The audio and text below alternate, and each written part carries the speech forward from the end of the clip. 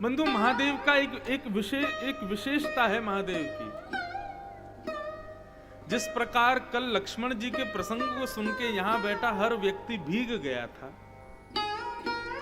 हम तो कुछ मिनट के लिए, कुछ समय के लिए भीगे, लेकिन महादेव तो सदा भीगते ही रहते हैं। वो भीगे देव हैं। ये जल चढ़ाना और 24 घंटे महादेव को स्नान कराते रहना, इसके पीछे शायद यह भी भाव है कि महादेव अपने ऊपर जल को दिखा करके बताते हैं वो सदा राम स्मरण में भीगे रहते हैं, सदा हरि स्मरण में भीगे रहते हैं। भीगे देव हैं महादेव। अभी तो चलो मौसम बढ़िया श्रावण का है, लेकिन कई बार भयंकर सर्दी होती है। और चलो यहाँ तो सर्दी ज्यादा पड़ती नहीं होगी, हमारे विश्वनाथ काशी में तो खूब सर्दी पड़ती है।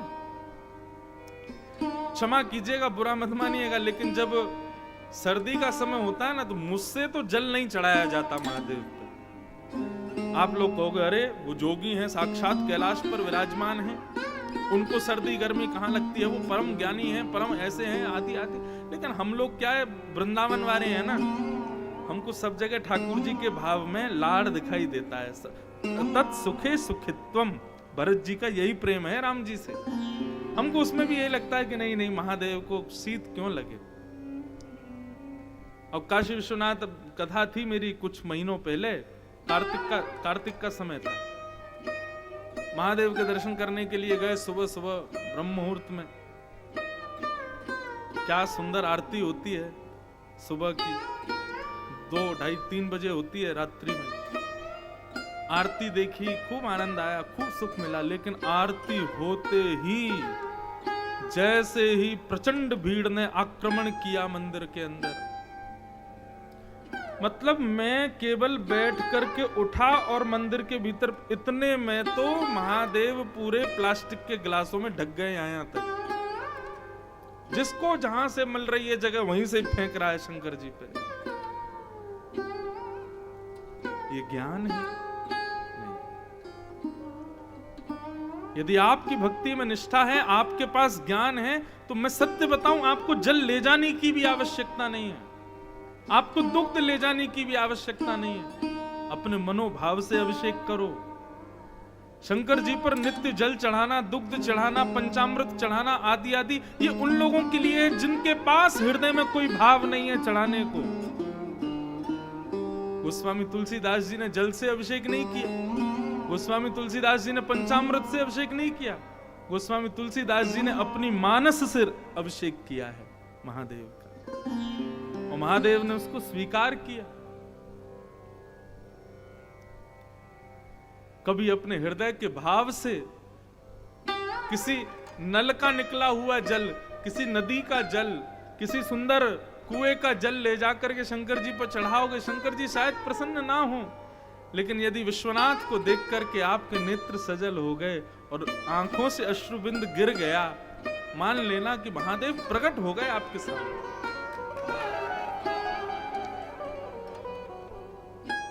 यह अभिषेक प्रिय है महादेव को। अपने मनोभाव से अभिषेक करो। अब यहाँ सोमनाथ में तो जल चढ़ाने की अनुमति ही नहीं है, वो सामने एक स्थान है, वहीं पर जल चढ़वा देते हैं, वो मोटर चला देते हैं, तो वो पीछे नंदी जी के मुख से, वो भी महादेव पे नहीं जाता है, बगल में ही जाता है। तो यहाँ कल जब मैं दर्शन करने गया तो पंडित जी ने जल चढ़वाया और पीछे से वो नंदी के मुख से आया, लेकिन महादेव पर नहीं गया, बगल में ही गया। तब मन में भाव ऐसा नहीं आया कि क्यों नहीं करने देते, तब मन में भाव आया कि ये प्रथम ज्योतिर्लिंग है ना, तो सोमनाथ महादेव कह रहे हैं कि भैया मैं यही तो बताना चाहता हूँ कि साधारण जल या शुद्ध नदियों के जल या पवित्र स्थानों के जल से अभिषेक मत करो, अपने हृदय के निर्मल भाव रूपी जल से अभिषेक करो। दूर से देख करके उस दर्शन के माध्यम से अपने भाव को अर्पित करो, वो मुझे स्वीकार है, उससे मैं प्रसन्न हूँ। हमारी वाल्मीकि रामायण के टीकाकार हुए, उनका नाम था श्री गोविंद राज स्वामी जी।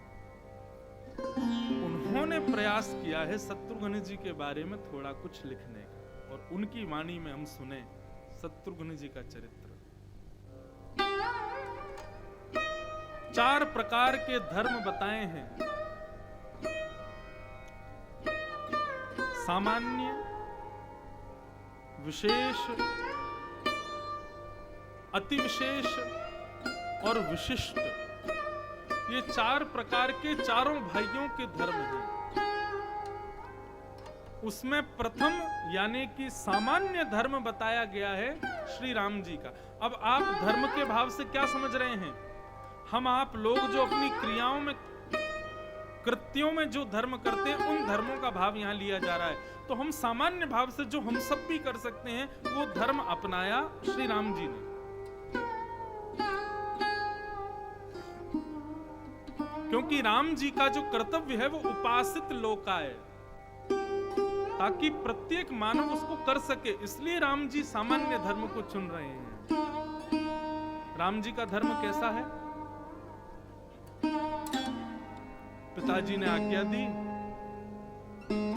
14 वर्ष राम वनवास, 14 वर्ष के लिए राम जी वन में जाएंगे। बस उसके बाद कोई तर्क नहीं, कोई वितर्क नहीं। पिताजी विकल हो रहे हैं, मां मूर्छित हो रही है, भाई रो रहे हैं, पूरी अयोध्या रो रही है। किसी को भी श्रेष्ठता ना देकर के केवल अपनी पिता की आज्ञा को सिरोधार्य मान करके राम जी निकल गए। सामान्य धर्म, माता पिता की आज्ञा आजकल भी बच्चे मानते हैं, ऐसे राम जी ने भी मानी। बस उसके आगे किसी को नहीं माना, इसलिए वो धर्म बन गया, लेकिन वो सामान्य धर्म, क्योंकि मर्यादा के आदर्श हैं राम जी, मानवता सिखा रहे हैं, इसलिए वो सामान्य धर्म में। घर छोड़ करके तुरंत वन की ओर प्रस्थान कर गए। ये सामान्य धर्म। अच्छा, सामान्य धर्म की स्थिति क्या होती है? लोक में ऐसी क्रिया करें जिससे परलोक मिले, उसको सामान्य धर्म कहते हैं। प्रातः काल उठ के रघुनाथा मात पिता गुरु नावही माथा, ये करने से क्या मिलेगा? परलोक मिल जाएगा। माता पिता गुरु की आज्ञा को मान करके विनही विचार ना करते हुए भी उनकी आज्ञा का पालन करना, इससे क्या होगा? परलोक मिल जाएगा। तो सामान्य धर्म का यदि आप पालन करोगे तो लोक में किए गए सामान्य धर्म से आपको परलोक मिल जाएगा। ये राम जी से हम सीखते हैं। लेकिन अब आ जाओ थोड़े से ऊपर, तो राम जी से विशेष धर्म है श्री लक्ष्मण जी। लक्ष्मण जी का धर्म कैसा है? विशेष धर्म। राम जी के धर्म में लोक भी प्रसन्न हो और लोक में की गई क्रिया से परलोक भी मिले, ये दिखता है। लेकिन लक्ष्मण जी को ना लोक की परवाह है और परलोक की तो बिल्कुल ही नहीं है। लोक क्या कहेगा, अयोध्या के लोग क्या कहेंगे, गुरु क्या कहेंगे, माँ क्या कहेगी, पत्नी क्या कहेगी, बच्चे क्या कहेंगे, सारी जनता क्या कहेगी, मुझे इससे कोई मतलब नहीं है।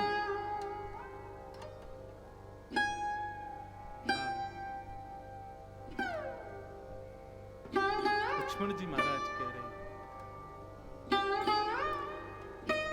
मोरे सब एक तुम स्वामी, दीन बंधुर अंतर्यामी। मेरे तो सर्वस्व आप हो, सब कुछ आप हो। मोरे सब एक तुम स्वामी, दीन बंधु और अंतर्याम। कल हमने प्रसंग सुना, मैं नहीं जानता कौन गुरु, कौन माता, कौन पिता, कौन लोक व्यवहार धर्म, ये प्रजा, ये सब क्या है मुझे नहीं पता। क्या करने से परलोक मिलेगा, क्या करने से नरक जाना पड़ेगा, मुझे इससे कोई चिंता नहीं है नाथ। मेरे सर्वस्व आपके चरणारविंद हैं, मैं इनके बिना नहीं रह सकता, बस इससे आगे मैं कुछ नहीं जानता। और यदि आपकी फिर भी जिद है कि लक्ष्मण तुम रहो, तो ठीक है, आप निकल के दिखाइए मेरे कक्ष से बाहर। आप पग बाहर रखोगे, मेरे प्राण आपके साथ जाएंगे। तो लक्ष्मण जी का धर्म विशेष है।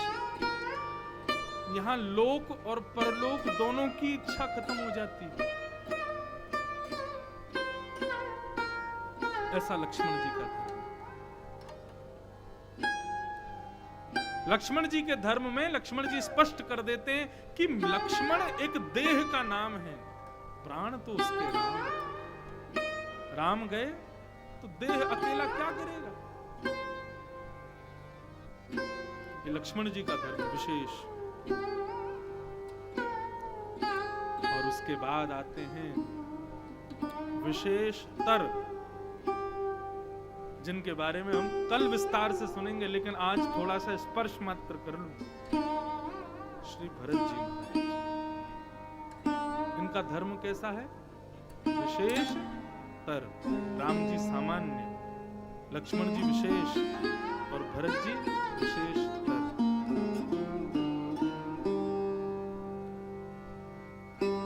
भरत जी को एक प्रकार से यदि कहा जाए तो जो भागवत सुनने वाले लोग हैं, जो स्थिति हमारी ब्रज की गोपियों की है, वो स्थिति श्री भरत जी की, राम जी के प्रति। भरत जी उसी स्थिति में रहते हैं, तत् सुखे सुखित्वम, जिसमें मेरे स्वामी प्रसन्न उसमें मैं प्रसन्न। ये भरत जी की स्थिति।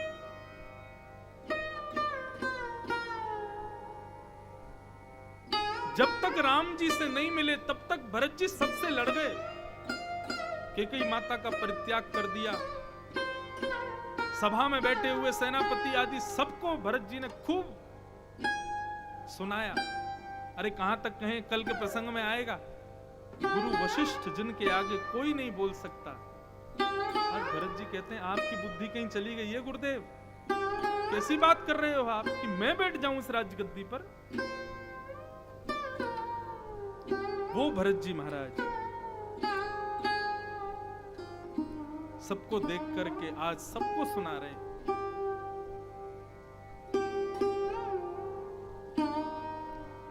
जब चित्रकूट जाने का प्रसंग आया, तैयारी होने लगी, भैया चित्रकूट चलेंगे, राम जी को मना करके लाएंगे। भरत जी से सब सहमत हो गए। भरत जी आप बिल्कुल ठीक कह रहे हो, आप जो चाह रहे हो वही होना चाहिए, राम जी वापस आएंगे। क्योंकि आज्ञा देने वाले महाराज दशरथ अब शरीर से नहीं है, आप राजा हैं, राम जी की अनुपस्थिति में आप चाहें तो आज्ञा कर सकते हैं कि राम जी वापस चलिए। और भरत जी का तो यह संकल्प था कि मैं और शत्रुघ्न जाएंगे वन में, लक्ष्मण और राम जी वापस आए। जो भी जिस प्रकार से भरत जी चाहते थे सबको मना लिया। लेकर के जैसे ही पहुंचे हैं राम जी के पास,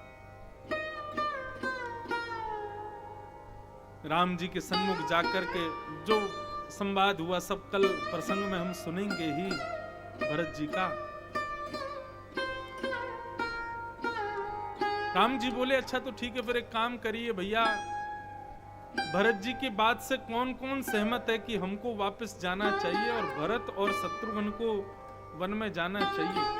भरत जी देखो, यदि एक भी व्यक्ति इससे राजी नहीं हुआ तो हम इस बात को स्वीकार नहीं करेंगे, हम वन में जाएंगे, सबकी रजामंदी हमको चाहिए। भरत जी ने सबसे पूछा, हाँ भाई कौन कौन राजी है इस बात से। सब संतों ने हाथ खड़े कर दिए, बोले हाँ हम सहमत हैं। अयोध्यावासी तो बैठे ही इसीलिए थे कि राम जी को वापस लेकर के चलो। जनक जी महाराज ने भी प्रस्ताव कर दिया, नहीं भरत जी बिल्कुल सही कह रहे हैं। भरत जी का एक स्वभाव है कि भरत जी सर्व हृदय सम्राट हैं। जिस सभा में जाते हैं, जिस गांव में जाते हैं, जिस नगर में जाते हैं, जिस स्थिति में जाते हैं, जाकर के वहां के सब लोगों के हृदय पर अपना राज कर लेते हैं। ये भरत जी का स्वभाव है।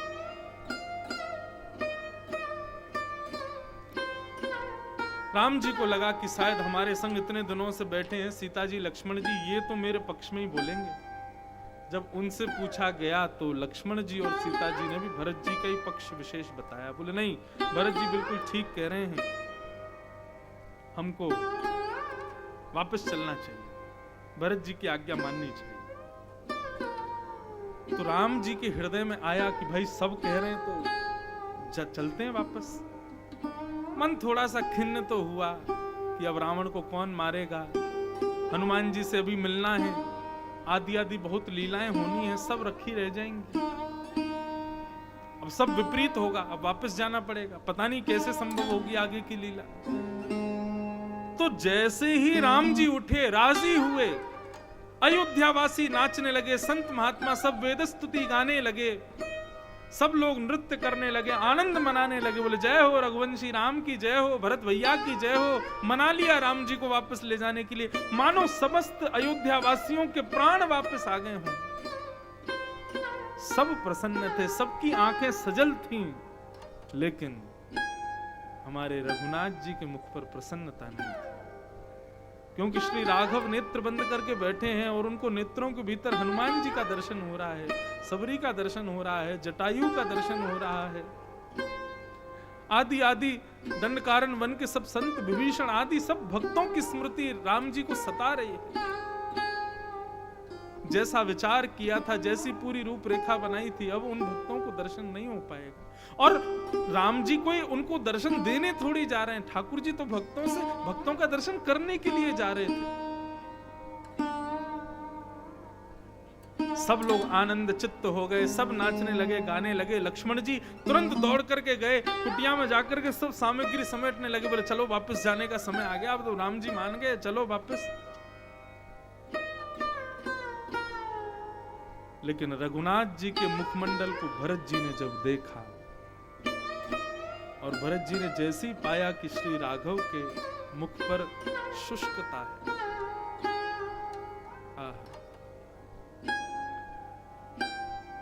जेहि विधि प्रभु प्रसन्न मन होई, करुणा सागर करिए जो। भरत जी की भक्ति कैसी है? जेहि विधि प्रभु प्रसन्न चित्त हो। मैं अपनी प्रसन्नता के लिए अपने स्वामी को रिझा लूं, अपने स्वामी को अपनी प्रसन्नता के लिए कर्तव्य युक्त कर दूं, ये मेरी भक्ति नहीं। अगर मुझे प्रसन्न करने के लिए, अयोध्या वासियों को प्रसन्न करने के लिए, भक्तों के सुख के लिए मेरे स्वामी कष्ट में आ रहे हैं, तो मेरी भक्ति श्रेष्ठ नहीं है। तत्सुखे सुखित्वम, यही ब्रज की गोपियों की स्थिति थी। जब श्री कृष्ण ब्रज छोड़ करके मथुरा गए, तो मथुरा से वृंदावन इतना दूर है कि आप सुबह जाओ शाम को लौट के आ जाओ। अब तो स्थिति ऐसी, दिन में 4 बार चले जाओ। लेकिन ऐसी स्थिति में भी गोपियां मथुरा जाती नहीं है।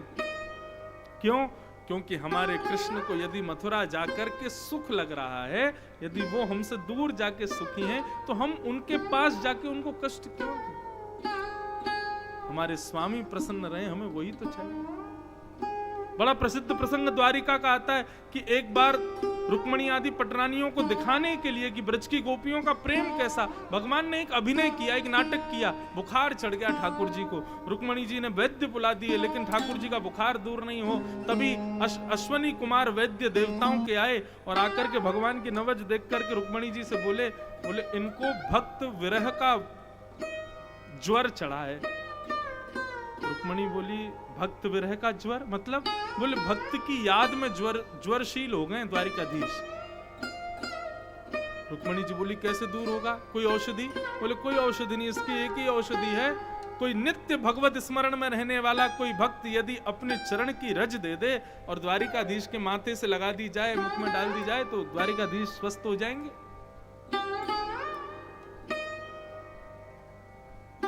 रुक्मणी जी ने नारद जी को बुलाया, बोले नारद जी आप नित्य भगवान का नाम गाते हो, आपसे ज्यादा भगवान नाम गाने वाला कोई नहीं है।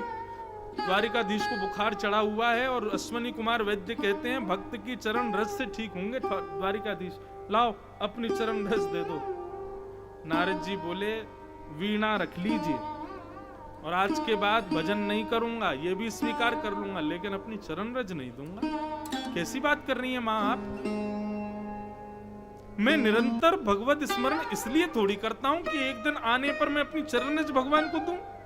मुझे नरक जाना है। अरे नरक से भी बुरी गति मिलती है यदि भगवान की ओर कमर कर दी जाए, और आप कह रही हो चरण रज दे दूं मैं? आप दे दो ना, आप तो हमेशा द्वारिकाधीश के संग ही रहती हो, आप दे दो। अरे तुम कैसी बात करते हो? मैं उनकी भक्त तो हूं, लेकिन पत्नी भी तो हूं, पतिव्रता धर्म भी तो है, मैं नहीं दे सकती। नारद तुम तो बहुत भक्तों को जानते होंगे, किसी को मना फुसला करके उसकी चरण रज लिया। नारद जी बोले दुनिया में ब्रह्मांड में कोई भक्त अपनी चरण रज ठाकुर जी को नहीं दे सकता। भक्त का बात का फिर? रुक्मणी जी बोली ज्वर में भी तो नहीं देख सकते द्वारिकाधीश को, ऐसी पीड़ा में भी तो नहीं देख सकते, नारद कुछ करो। नारद जी सब भक्तों के पास गए लेकिन किसी ने भी चरण रज नहीं दी। सब बोले नारद दोबारा आ मत जाना, अरे हमको नरक जाना है क्या? तुमको पता है कितनी बुरी गति होगी हमारी। नारद जी सब जगह घूमते घूमते पहुंच गए वृंदावन। यमुना के तट पर बैठे थे चिंतातुर, तभी कुछ गोपियों का आगमन हुआ। गोपियों ने पूछा नारद कैसे हो, और तुम तो द्वारिका जाते रहते हो, हमारो लाला कैसा हो ये बताओ, हमारो कन्हैया कैसा है?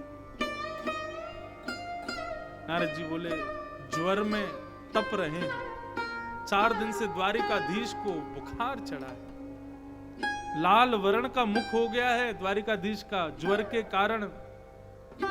अरे हमारे लाला है बुखार आ गो, किसी वैद्य को नहीं दिखाया? कोई ने नजर उतारी कि ना उतारी? बोले सब कर लिया गोपियों, उनका ज्वर दूर नहीं हो रहा।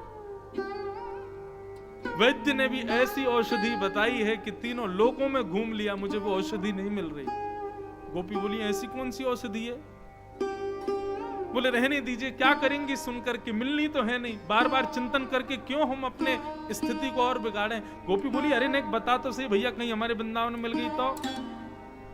नारद जी बोले निरंतर कृष्ण स्मरण में रहने वाला कोई भक्त यदि अपनी चरण की रज दे दे और वो रज ले जाकर के द्वारिकाधीश के माथे से लगा दी जाए, मुख में छोड़ दी जाए, 12 अंगों पर लगा दी जाए तो द्वारिकाधीश का ज्वर दूर हो जाए।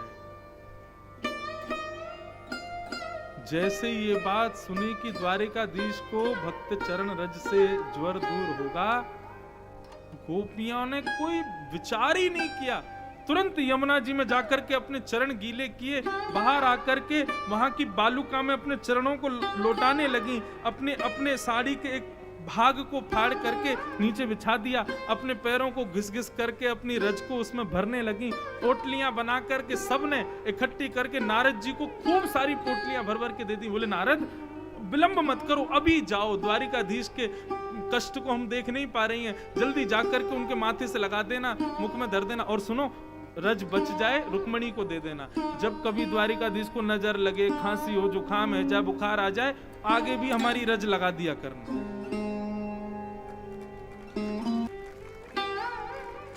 नारद जी बोले मेरे हाथ कांप रहे हैं आपकी रज ले जाने में। आपको पता है आपको कौन सी गति मिलेगी? भगवान को चरण दिखाना महापाप, अपनी चरण रज दे रही हो आप। नरक में भी स्थान नहीं मिलेगा गोपियों इस महापाप के बदले। गोपियां मुस्कुराने लगी और नारद से कहने लगी हमें 100 बार भी नरक जाना पड़े, नरक से भी बुरी स्थिति हो, हम सह लेंगे, लेकिन अपने द्वारिकाधीश को कष्ट में नहीं देख सकते। हम उनको कष्ट नहीं सह सकती, हम भले ही कितने भी कष्ट में रह लें। ठीक यही स्थिति है श्री भरत जी महाराज।